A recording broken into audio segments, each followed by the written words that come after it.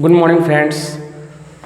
दोस्तों एक बार फिर से आपका मेरे इस चैनल में बहुत बहुत ज़बरदस्त तरीके से दोस्तों आपका स्वागत है। मैं हूं दीपक कुमार पांडे और आप देख रहे हैं दीपक पांडे इंग्लिश क्लासेस को। दोस्तों आज मैं आपको प्रोनाउन के ही क्रम में उसके पार्ट्स के बारे में समझाने वाला हूं दोस्तों। तो यदि आप मेरे इस चैनल पर नए हैं तो फटाफट आप मेरे इस चैनल को सब्सक्राइब कर लें, और यदि आप पुराने हैं दोस्तों कोई बात नहीं। तो ज़्यादा समय न लेते हुए दोस्तों आइए हम अपने टॉपिक पे चलते हैं, प्रोनाउन के पार्ट्स। जैसा कि मैंने प्रोनाउन के बारे में बता ही दिया था कि प्रोनाउन किसे कहते हैं, उसके कितने पार्ट्स होते हैं दोस्तों, तो मैंने आपकी सुविधा के लिए पहले से बोर्ड पर लिख रखा है दोस्तों। तो देखिए पहला पार्ट क्या है आपका, पर्सनल प्रोनाउन। इसका मतलब होता है दोस्तों पुरुषवाचक। पर्सनल प्रोनाउन का प्रयोग कहाँ होता है, किसी व्यक्ति या वस्तु के स्थान पर हम लोग क्या करते हैं, पर्सनल प्रोनाउन का प्रयोग करते हैं। जैसे I, we, you, he, she, it, they, ये सब आपके क्या हैं, व्यक्तिवाचक यानी पुरुषवाचक। ये सब क्या करते हैं, दिखाते हैं। उसके बाद दूसरा है डोमेनेस्ट्रेटिव प्रोनाउन, यानी ये वे सर्वनाम होते हैं जो संज्ञा की ओर इशारा करते हैं दोस्तों। जैसे दिस, दैट, दिस, दोज। अब ये दिस, जैसे this is my pen, that is an elephant, तो ये इशारा करते हैं दोस्तों कि वह एक हाथी है, यह मेरा एक पेन है। तो ये सब आपके आएंगे डेमोनेस्ट्रेटिव प्रोनाउन के अंतर्गत, यानी संकेतवाचक।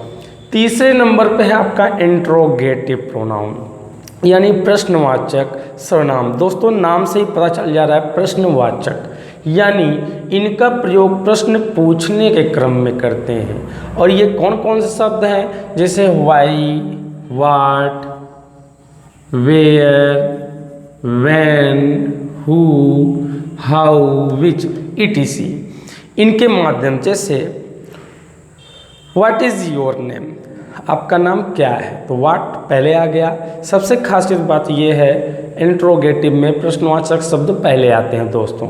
उसके बाद helping verb plus subject plus verb plus object plus other आते हैं, और लास्ट में क्वेश्चन मार्क। तो ये इंट्रोगेटिव प्रोनाउन हो गया दोस्तों। अगले नंबर पे है इंडेफिनिट प्रोनाउन, यानी अनिश्चय या अनिश्चितवाचक सर्वनाम। इनका प्रयोग किसी व्यक्ति या वस्तु की ओर संकेत तो करते हैं, और उस वस्तु की ओर संकेत करते हैं जिसके विषय में हम नहीं जानते। अब जैसे आल, मेनी, सम, नन, वन, समथिंग। जैसे समबॉडी हेल्प मी, किसी ने मेरी सहायता की। अब किसी ने, मुझे नाम तो नहीं मालूम, अगर नाम पता चल जाता दोस्तों तो हो जाता आपका नाउन। तो सब इसी तरह हो गया, ठीक। अब उसके बाद देखिए दोस्तों रिलेटिव प्रोनाउन। रिलेटिव मीन्स क्या होता है आप जानते ही हैं, संबंधवाचक सर्वनाम। इसमें क्या है कि दो वाक्यों या दो वाक्यों या फ्रेज के वाक्यों में जब क्वेश्चन वर्ड्स आ करके उनको जोड़ने का कार्य करते हैं, तो वहाँ पर क्या करते हैं, उनका संबंध बन जाता है संज्ञा के साथ, तो वहाँ पर हम लोग रिलेटिव प्रोनाउन उसको कहते हैं। प्रश्नवाचक शब्द को ही रिलेटिव प्रोनाउन कहते हैं। जैसे हु, हाउ, विच, हुज, ये सब तो प्रश्नवाचक हैं। जैसे दैट, जैसे दिस इज ए पेन, यह एक कलम है। विच आई बॉट, जिसे मैंने खरीदा। तो विच बीच में आ गया, तो दो शब्दों को या दो वाक्यों को जोड़ रहा है दोस्तों। तो इस हिसाब से यह आपका क्या हो जाएगा, रिलेटिव प्रोनाउन।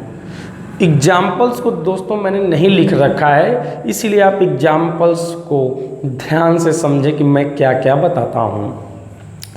और उसके बाद आपका नंबर आता है डिस्ट्रीब्यूटिव प्रोनाउन, विभाग सूचक। यह वाक्य में आए हुए ग्रुप की ओर संकेत करते हैं, विभाग को दिखाते हैं। और इसमें जैसे ईच, आइदर, एनी, नाइदर।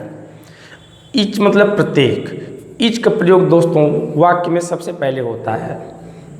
और आइदर, जैसे आइदर मोहन और Sohan bot a new car, या तो मोहन ने या तो सोहन ने एक नई कार खरीदी। तो इस तरह से।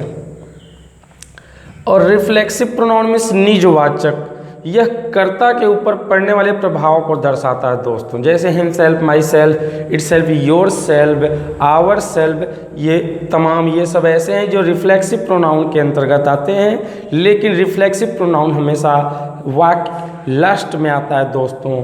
और जो आपका ये जो इम्फेटिक प्रोनाउन है, दृढ़ता सूचक वाक्य जो होते हैं, इसमें क्या रहता है कि ये दोस्तों पहले आते हैं। अब आइए 8वें नंबर पे इम्फेटिक प्रोनाउन है दृढ़ता सूचक, ये कर्ता के ऊपर जो डालते हैं, दृढ़ता मतलब दृढ़ अडिग होकर जो डालते हैं, इनका प्रयोग हमेशा क्रिया के पहले करते हैं दोस्तों, और रिफ्लेक्सिव प्रोनाउन का प्रयोग क्रिया के बाद करते हैं। My self, your self, him self, इसमें भी सब वही रहेगा दोस्तों। और रेसिप्रोकल प्रोनाउन मतलब परस्परवाचक सर्वनाम, जब दो या दो से अधिक सब्जेक्ट एक साथ कई प्रकार कार्य करते हो, तब वहाँ पर हम लोग परस्परवाचक यानी रेसिप्रोकल प्रोनाउन का प्रयोग करते हैं। इसमें केवल दो ही हैं, each other, one another. Each other का प्रयोग दो सब्जेक्ट्स के लिए करते हैं, और दो से अधिक जब सब्जेक्ट्स हो जाते हैं दोस्तों, वहाँ अनदर लगाते हैं। जैसे Sita and Rita help each other, एक दूसरे की सहायता करते हैं। तो उम्मीद है दोस्तों आपको ये प्रोनाउन के जो 9 प्रकार मैंने आपको बताया है, ये आपको समझ में आ गया होगा दोस्तों।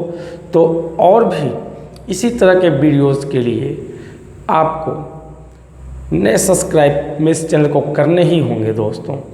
आज मैंने आपको प्रोनाउन के बारे में बताया, उसके बाद दोस्तों जो तीसरे नंबर पे पार्ट्स ऑफ स्पीच के क्रम में मैं उसको आपको अगले वीडियो में बताऊंगा। तो आज की वीडियो में दोस्तों इतना ही, तब तक के लिए बाय बाय।